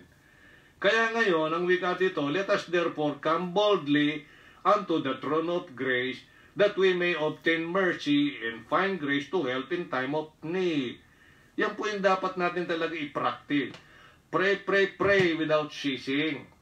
Kasi dumulog ka sa trono ng kanyang biyaya upang ikaw ay makahingi ng habag ng Panginoon, maka-obtain tayo ng habag at biyaya ng Diyos bilang tulong in time of need. Very clear yung Biblia. Tandaan ninyo yung talata na yon. Sa Acts tayo, chapter 11, verse 21 to 23. Acts chapter 11, 21 to 23, and the hand of the Lord was with them, and great number believed and turned unto the Lord. Ito po yung pangyayari dun po sa may Antioch na sila ang unang tinawag na Christian. Ay hindi lamang po by profession, kundi by action. I repeat, hindi lamang po by profession, kundi by action. Kaya po sila ay talagang tinanyag na first Christian in Antioch. Hindi po natawag yung sa Jerusalem na Kristiyano. I'm not saying hindi po sila Kristiyano. But meron pong kaiba rito talaga, they enjoy the grace of God. Kumilos po ang biyaya ng Diyos, kaya po sila ay nanampalataya. A great number believe and turn unto the Lord. Have you noticed that last phrase? Pagka panampalataya nila ay sila po ay talagang sa Panginoon na po dumikit. Sa Panginoon na po sila dumikit. Nagtiwala, sumandal, sumunod.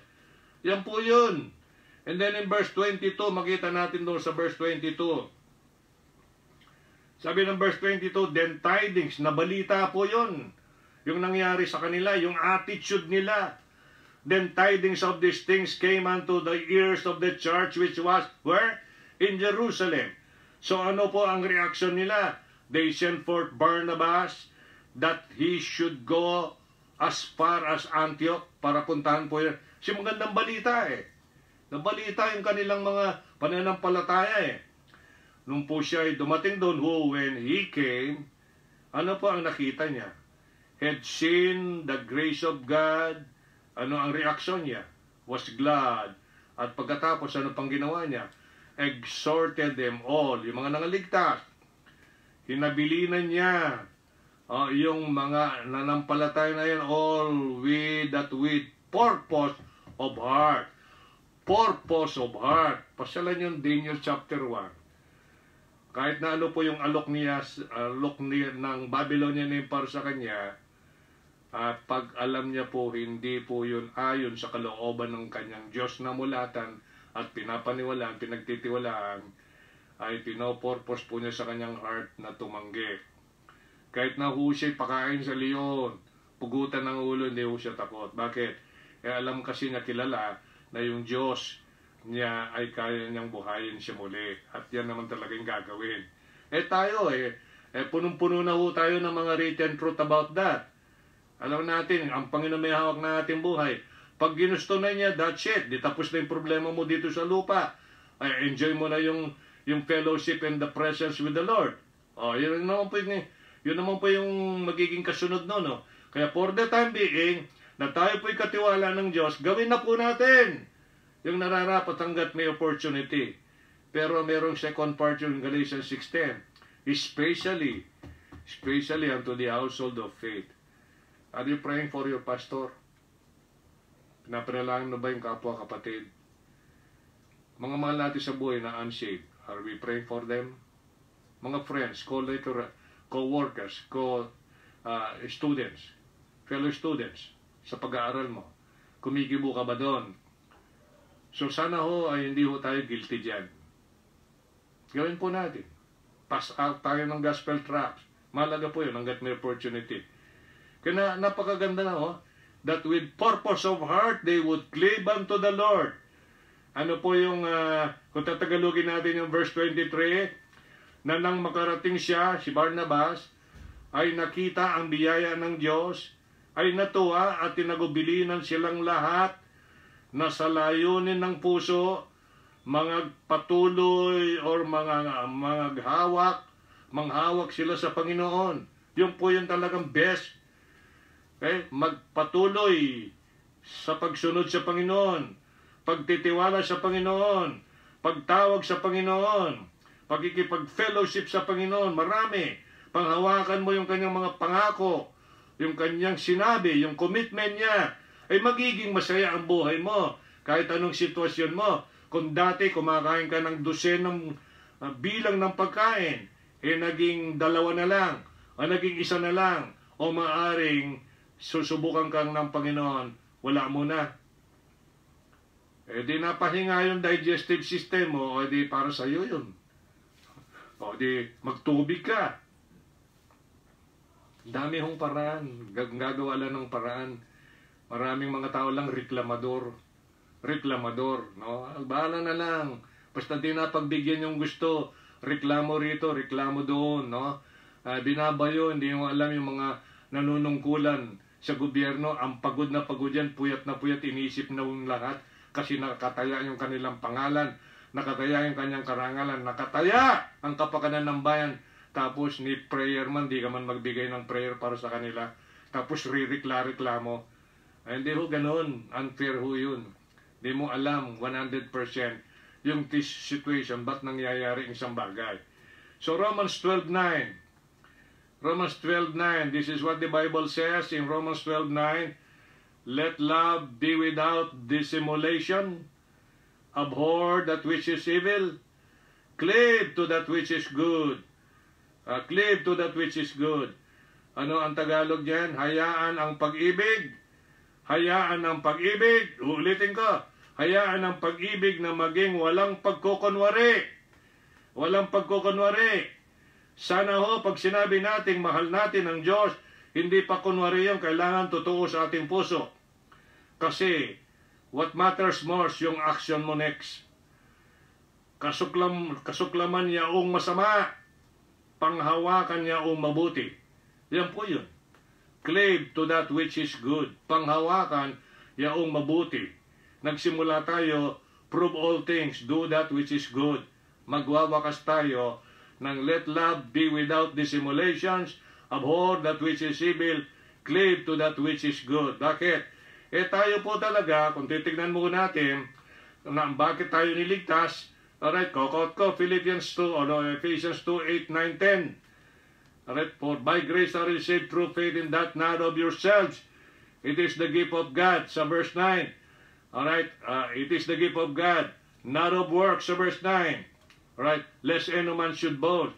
Tapos makikita natin yung nilalaman ng verse 10, created tayo'y workmanship. Alright, ni Kristo, and created in Christ unto what? Good works, good work. Ano sabi ng Galatians 6:10? Very clear in Biblia. As we have therefore opportunity, let us do good unto all men. Ano sinasabi ng 1 Timothy chapter 6? Doon sa mga mayaman, huwag kang magtiwala sa uncertain riches, kundi sa tunay na buhay na Diyos. Ano yun? Do good. Alright? Ready. Alright? To distribute. Yan. Ganun po yun. Mga terms sa Biblia. Kasi ho, yun talaga po yung tama. Kahit paano mo i-analyze, alam mo na yung good. Sinabi na ng Biblia. Kung ang pananambahan na sinabi ng Panginoon, anong turing mo dyan? Good or bad? O good or sayang ng time? Anong doon? So, ganun lang po natin ipuprove o isinasagawa, pinapractice yung ganung klaseng kapahayagan sa Biblia. Prove, try, patunayan. Patunayan natin sa mga taong tumitingin sa atin na nakakarinig ng mga sinasabi natin, pinopropes natin, patunayan sa gawa. Kaya sabi ng Panginoon, hindi lamang sa bibig, kundi by deeds. Mga kapatid, sana po lahat po ay naging hamon sa ating lahat ngayong gabi ang mga salita ng Diyos. God is not mocked, for whatsoever a man soweth, that shall he also reap. Galatians chapter 6. Kasi o diyan nakasalalay ho yung ating testimony bilang mga anak ng Panginoon, kinapitan ng pangalang Jesus, Kristo. Kaya tayo Kristiyano. 2 Timothy 2:19. He that hath the name of Christ, or nameth the name of Christ, depart from iniquity. Mga kapatid, what you are now, what we are now, grace po yan ng Diyos. Anong pakiramdam mo? Dahil sa biyaya ng Diyos, buhay ka pa dyan. Nakakapagtrabaho yung may trabaho. Nakakakain. Nakakakilos, nakakita. Nakakarinig. Nakakahipo, nakakalakad. Hindi ba dapat ito ay marubdob at malalim? Taos puso natin pinasasalamatan sa Diyos na nagmamayari ng lahat. Nagtitiwala pa. Ang hinahanap ng Panginoon, masaya nating pagkikinig sa salita niya. Excitement. Pakikipagtipon ng kanyang pamilya. Pagnanais na yung nakuha mong magandang balita, pamalita mo. Kung paano nagagawa ng mga tao. Pag meron siyang nalaman, si so and so namimigay, magbabanda raw dito sa banda natin. Dapat ganun din ang ating magiging attitude. Na yung good news of salvation, paano maligtas yung tao.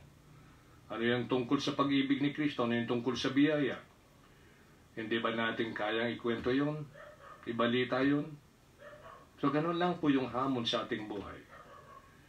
Kaya prove, hold fast that which is good. Hold fast that which is good.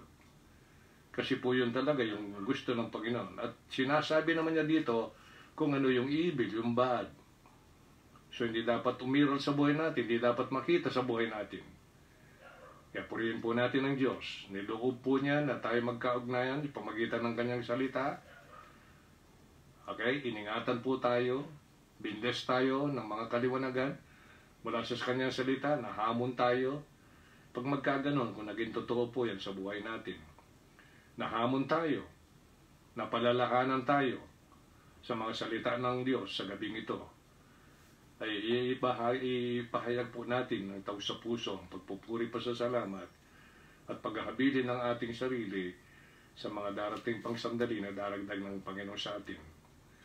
At salamat po sa inyong mga prayer, reaction, anything na pwede nyo ho yun ay may bahagi, makikita naman ho yan sa screen habang sila ay nagmamonitor, nanonood. Yung pong mga comment, mga likes ninyo, makikita po yan. At nagiging blessing po yan. Ibig sabihin, may mga tao pong nagre-react na bibless sa salita ng Diyos na marahil tulad mo. Shall we pray? Panginoon namin Diyos na dakila, maraming salamat na ibigay mo yung mahalaga mong oras para lamang kami samahan, turuan, palalahanin sa oras na ito upang kumbaga sa kwan yung aming mga puso ay pinataba mo sa mga katotohanan na minulat mo sa amin. Higit sa lahat, yung pagiging high priest mo, pinaunawa mo pero pinaramdam mo sa amin, pinadama mo kung ano yung naranasan mo noon, ay kapareho din namin, Panginoon, na meron kaming feeling na ngayon, kung nakikita mo yung aming problema, na nakikita namin ang aming suliranin, at ikaw ay handang tumanggap sa trono ng iyong biyaya, ay may gagawad mo. Kakahanap kami ng iyong kahabagan at biyaya para ito'y maging tulong sa amin in time of trouble. Oh, what a great, what a wonderful God. Maraming salamat, Tatay ka namin. Panginoon ka namin, tagapagligtas ka namin. Ang sarap po na masabi, maramdaman ang totoo na yan. Yung pong ikaw ay tatay namin. Bilang tatay, alam namin di mo kami pababayaan. Bilang Panginoon, ikaw Panginoon na magtatanggol sa amin. Bilang Savior, the same. At ikaw mamamahala sa aming safety, protection sa araw-araw. Thank you Lord, thank you sa mga kapatid, sa mga nakinig ngayong gabi. Patuloy po kami ingatan, pagpalain sa mga darating na oras. Ano naman po ang mga iaatag mo sa aming balikat na gawin habang po kami binubuhay mo. Lord, paalala mo po sa amin para mahandugan ka namin kahit paano ng kasiyahan, karangalan, kapurihan ng aming Ama, aming Panginoon, aming Savior, sa nalalabi naming buhay. Salamat po, salamat sa kaligtasan, magitan ng iyong biyaya at kahabagan. Salamat po sa relationship. Salamat po sa lahat that we have. Help us, Lord. Maging blessing kami, channel of blessing, daluyan ng pagpapala. Pang ikaw ay makita, ikaw ang maramdaman, ma-feel ng mga tao na kakaugnay namin. Dahil ikaw po ang may tataas. Ang mga matatamis, makapangyari mong salita, ang siya pong mananaig, manunuot sa isipan at puso ng bawat kinaukulan, naming pagdadalhan, pagbabahagi na ng iyong salita. Pagpalain na po ang aming pagtulog ngayong gabi, ang aming mga kabuhayang pangangailangan. Keep us safe, Lord, sa kalagayan ito. In Christ's name we pray. Amen. Maraming salamat mga kapatid. Ako po ay nakakaramdam talaga ng pagpapala once na alam ko na kayo ay nandyan, nagpipray ng inyong lingkod. Pag-pray po natin, yung Sunday po natin na live stream, and then po yung service natin sa darating po na linggo uli, yung pong hindi po nakapaglingkod o nakapag-service, siyempre kinakailangan mo yung pinagpipray mo yan bago pa dumating yon. Huwag mong katakbutan ng ano paman, kasi your desire ay ang sa Diyos. Kasi titignan niya yung puso mo. Wala po tayong dapat ikatakot. Okay, nababahala ka, baka ikaw maprotektahan na ay ikaw ay magkaroon ng virus ng COVID. Eh, hindi mo kilala yung Panginoon sinasabi mo. Hindi mo kilala yung pinagtitiwalaan mo. Kasi nagbigay na po ang pagkakataon, ang pamahalaan, i-allow. Pero you have to follow the protocol. Ganun lang po yun. Kaya magkikita ho ninyo, dito sa checkpoint, ewan ko lang, alam na kung checkpoint yan, pagpasok ng San Isidro. Kasi wala naman tayong case, maganda yung record ng Mabalacat. Ang kailangan ho natin dito bilang Kristiyano magpatuloy sa panalangin. Amen?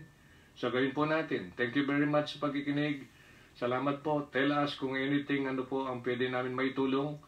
Okay, kung kung dapat maalala o any suggestion, please lang po. Thank you very much again. Thank you. God bless. Mabuhay kayo in Christ's name.